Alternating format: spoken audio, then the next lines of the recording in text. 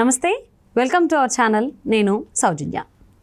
ఆంధ్రప్రదేశ్లో ఎలక్షన్స్ అయిన తర్వాత జగన్మోహన్ రెడ్డి లండన్ టూర్ వేసుకుంటున్నారు. సో ఒకసారి వెళ్తే కనుక తిరిగి మళ్ళీ రారు అని చెప్పేసి అని చాలామంది నేతలు మాట్లాడుతున్నారు. ఇది ఎంతవరకు వాస్తవం ఏంటి? ఈ అంశానికి సంబంధించి మనతో మాట్లాడడానికి, వారి విశ్లేషణని మనతో పంచుకోవడానికి ఈరోజు మనతో పాటు ఉన్నారు సీనియర్ జర్నలిస్ట్ దుర్గా కుమార్ గారు ఉన్నారు. వారితో మాట్లాడదాం. నమస్తే అండి. నమస్కారం. మా సౌజన్య, మన వీక్షకులు కూడా నమస్కారం. జగన్మోహన్ రెడ్డి ఎలక్షన్స్ అయిన తర్వాత, అంటే పోలింగ్ అయిన తర్వాత 17వ తారీఖున ఆయన లండన్ టూర్ వెళ్ళడానికి ప్లాన్ చేసుకుంటున్నారు. టికెట్ బుక్ చేసుకున్నారు 17వ తారీఖుకి అంటున్నారు. బట్ ఒకసారి వెళ్తే మళ్ళీ తిరిగి రారు అని చెప్పి కొంతమంది ప్రతిపక్ష నాయకులు అనడం జరుగుతోంది. అంతేకాకుండా ఈవెన్ సిబిఐ కూడా వద్దు, ఇప్పుడు ఆయన్ని విదేశాలకు పంపించద్దు, అనుమతి లేదు అని కూడా అంటూ ఉన్నారని కూడా తెలుస్తోంది. దీని గురించి మీరు ఏమంటారు? ఇది ఎంతవరకు వాస్తవం? అంటే చట్టం ఎవరికైనా సమానమే కదమ్మా. ఇప్పుడు ముఖ్యమంత్రికి, ప్రధానమంత్రికి ఒక చట్టమును, మన సాధారణ పౌరులకి ఒక చట్టం మన ఈ భారత రాజ్యాంగంలో రాయలే. తర్వాత వాళ్ళకి స్పెషల్ ప్రివిలేజెస్ కూడా ఇవ్వలేదు. నేరాలు చేసినప్పుడు అందరితో పాటు ఎవరైనా సమానమే. కాబట్టి ఇప్పుడు ప్రధానంగా ఆయన మీద 11 కేసులు సిబిఐ కేసులు విచారణలో ఉన్నాయి.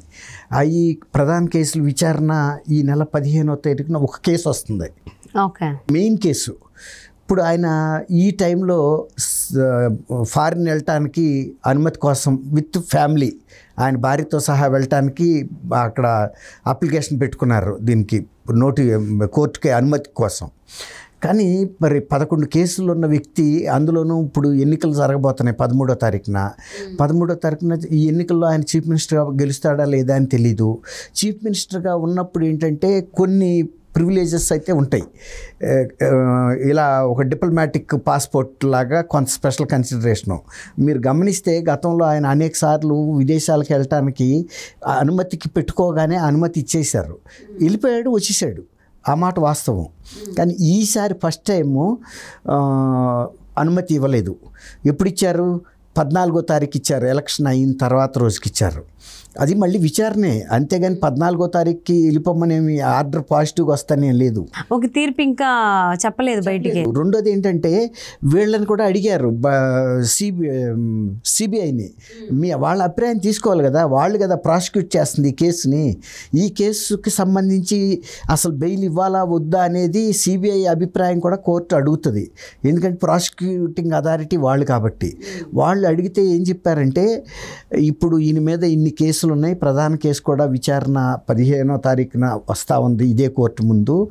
కాబట్టి ఈ టైంలో ఈ ఎన్నికలు కూడా ఉన్న పరిస్థితుల్లో ఆయనకి ఒక రకంగా ఇవ్వకపోవటమే మంచిదేమో అనే భావన వ్యక్తం చేశారు ఇండైరెక్ట్గా. అంటే వెళ్తే తిరిగి వస్తారా లేరా అని స్ట్రైట్గా ఎత్తకుండా ఇన్ని కేసులు ఉన్న దృష్ట్యా ఇప్పుడు విదేశ పర్యటన అవసరమా అన్నట్టుగా అనుమతి ఇవ్వటం అనేది అట్లా నర్మగర్భంగా చెప్పారు. కోర్టు వారు కూడా ఈ గతంలోకి భిన్నంగా ఈసారి వెంటనే మంజూరు చేసేలా. అంటే వాళ్ళకు కూడా కొన్ని రిజర్వేషన్స్ ఉన్నాయి. ఈ ఎలక్షన్లో ఈయన గెలుస్తాడా గెలవడా, తర్వాత ఇప్పటికే వాళ్ళిద్దరు పిల్లలు లండన్లో ఉన్నారు. ఇప్పుడు వీళ్ళు కనుక వెళ్ళారంటే ఒక్కోసారి రాకపోతే కూడా చేయగలిగేదే ఉండదు. ఈ కేసెస్ మొత్తం ఇప్పటికే 12 ఏళ్ళ నుంచి డేగుతున్నాయి. దానితోడు ఇప్పటికే ఆయన బెయిల్ మీద ఉన్నాడు, షరతులతో కూడిన బెయిల్ మీద ఉండి ముఖ్యమంత్రిగా కూడా 5 ఏళ్ళు పూర్తి చేశాడు. అయితే జగన్ గారి తరపున వాదించిన లాయర్లు ఏమంటారంటే, జగన్ గారు గతంలో కూడా వెళ్ళారు ఫారిన్, వెళ్ళిన మాట వాస్తవమే, ఇదే కోర్టు అనుమతి ఇచ్చింది, వెళ్ళి ఎక్కడ కూడా షరతులు ఉల్లంఘించకుండా తిరిగి వచ్చేసారు. తర్వాత visiting to the foreign countries అనేది రాజ్యాంగం ప్రసాదించిన హక్కు. ఆ హక్కుని కోర్టు వారు ఎలా ధిక్కరిస్తారు, నిరాకరిస్తారు అంటున్నాడు. ఆయన మర్చిపోయిన విషయం ఏంటంటే, అది ఏ విధమైన కేసులు లేని సాధారణ పౌరుడికి ఎవరికైనా కూడా ఆ హక్కుని తిరస్కరించడానికి పెద్ద అవకాశం లేదు. ఇప్పుడు ఆయన షరతులతో కూడిన బెయిల్ మీద ఉన్నాడని, ఆయన మీద పెద్ద కేసులు ఉన్నాయి, సిబిఐ, ఈడీ, విజిలెన్స్ లాంటి కేసులు ఉన్నాయని, అవన్నీ కూడా చాలా 45,000 కోట్ల రూపాయల కిమ్మత్తు ఆస్తులు జప్తులో ఉన్నట్టు, తర్వాత షరతుల మీద ఉన్న వ్యక్తికి రాజ్యాంగం ప్రసాదించిన హక్కు పూర్తిగా ఎలా అన్వయిస్తారు అనేది ఆయన మర్చిపోయాడు. డిఫెన్స్ లాయర్గా వాదించాడే కానీ ఆయన క్లయింట్కి సంబంధించి, అంటే క్లయింట్ అంటే జగన్మోహన్ రెడ్డి గారు ఆల్రెడీ బెయిల్ని ఎంజాయ్ చేస్తున్న విషయం ఆయన మర్చిపోయాడు. 12 ఏళ్ల నుంచి ఈ కేసు విచారణకి నోసుకోలేదన్న విషయం కూడా ఆయన మర్చిపోయాడు.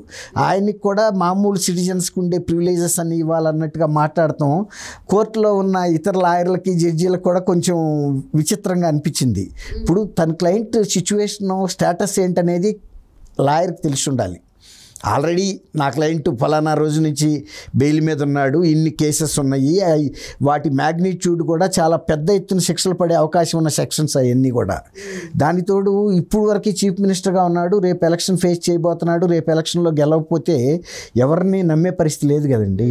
ఇప్పుడు సిబిఐని రేపు కేంద్ర ప్రభుత్వం కూడా స్కోల్డ్ చేస్తుంది, అడుగుతుంది, మీరు ఎలా పర్మిషన్ ఇచ్చారు, మీరు కదా ఇవ్వాల్సింది కోర్టుకి. అబ్జెక్షన్ చెబితే కోర్టు పరిగణలోకి తీసుకోనవచ్చు, తీసుకోకపోనవచ్చు. కానీ వీళ్ళ బాధ్యత ఏంటంటే ఇవ్వకూడదని చెప్పాల్సిన బాధ్యత వీళ్ళ మీద ఉంది. ఎందుకంటే ఈ కేసులో, ఇన్ని కేసుల్లో ముద్దాయిగా ఉన్న వ్యక్తి రేపు ఫారిన్ వెళ్తే తిరిగి వస్తుంది. ఎంతమందిని చూశారు వీళ్ళు కేసుల్లో ముద్దాయిలుగా ఉన్నాళ్ళు, లండన్లో ఇతర దేశాల్లో వెళ్ళిపోయి స్థిరపడిపోయి రాకుండా ఉన్నారు. కాబట్టి లేదని మనం చెప్పలేము. కానీ 100కి 90 పాళ్ళు మాత్రం ఇచ్చే అవకాశం ఉండదని అనుకోవాలి ఈసారి.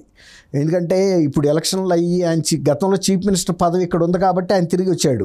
ఇప్పుడు చీఫ్ మినిస్టర్ పదవి ఉండదు అనుకోండి, రేపు కౌంటింగ్లో ఏం జరుగుతుందో తెలీదు.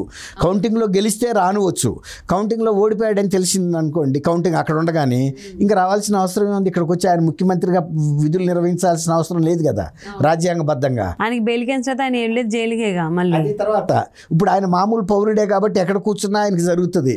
అదే కనుక ఇక్కడైతే పదవీ ప్రమాణ స్వీకారానికి రావాల్సి వచ్చేది, తర్వాత ముఖ్యమంత్రిగా విధుల నిర్వహణకి ఇక్కడ ఉండాల్సి వచ్చేది.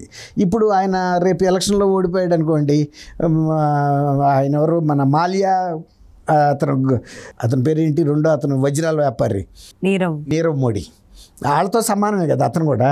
అతను ఒక వ్యాపారి కాబట్టి అక్కడి నుంచే ఆయన వ్యాపారాలు నిర్వహించుకుంటాడు. ఈ కేసుల నుంచి తప్పించుకునే అవకాశం ఉంటుంది కదా, అదనమాట. సో అంటే ఇప్పుడు జగన్మోహన్ రెడ్డి అబ్రాడ్ వెళ్ళడానికి కోర్టు పర్మిషన్స్ ఇస్తుంది అనుకోవచ్చు అంటారా? ఎందుకంటే ఆల్రెడీ ఆయన బెయిల్ మీద ఉన్నాడు. బెయిల్కి సంబంధించి 14వ తారీఖు తీర్పు రిజర్వ్ చేశారు. ఆ రోజు ఒకవేళ చెప్తే ఆయన వెంటనే అరెస్ట్ చేస్తారా? ఒకవేళ బెయిల్ క్యాన్సిల్ అయితే 14వ తేదీన తీర్పుని బట్టి? బెయిల్ మీద కాదు ఇష్యూ వచ్చింది, అసలు పర్మిషన్ ఇవ్వాలా వద్దా అనే ఇష్యూ మీద వచ్చింది. అంటే రేపు విదేశీ టూర్కి ఈయనకి పర్మిషన్ ఇవ్వాలా లేదా అనేది బెయిల్ పిటిషన్ మీద, బెయిల్ క్యాన్సిలేషన్ కేసు కాదు ఇది. విదేశాలకి వెళ్ళనివ్వాలా వద్దా అనేదే క్వశ్చన్. ఇప్పుడు వెళ్ళొద్దు అన్నారనుకోండి, బెయిల్ ఏం రద్దు కాదు, కానీ వెళ్ళటానికి వీలు లేదు. అప్పుడు ఏం చేస్తారంటే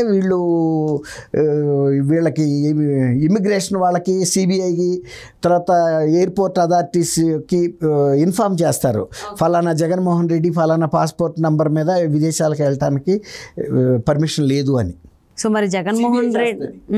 సో మరి సిబిఐ జగన్మోహన్ రెడ్డి లండన్ వెళ్లకుండా ఆపగలుగుతుందా ఏంటి అనేది చూద్దాం ఎంతవరకు ఏమవుతుందో.